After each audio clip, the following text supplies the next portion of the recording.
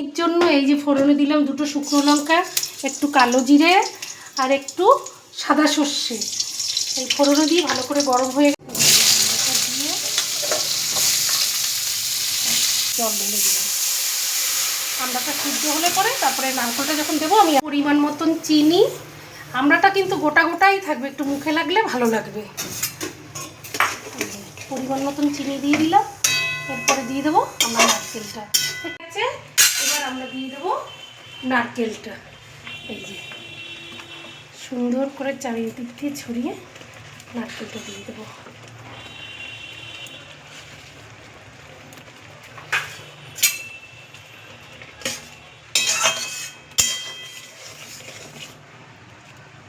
লবণীয় আমড়ার চাটনি, আমরা নারকেলের যুগলবন্দি দিয়ে একটা চাটনি। যে যে খাবে চলে আসুন আমাদের বাড়ি।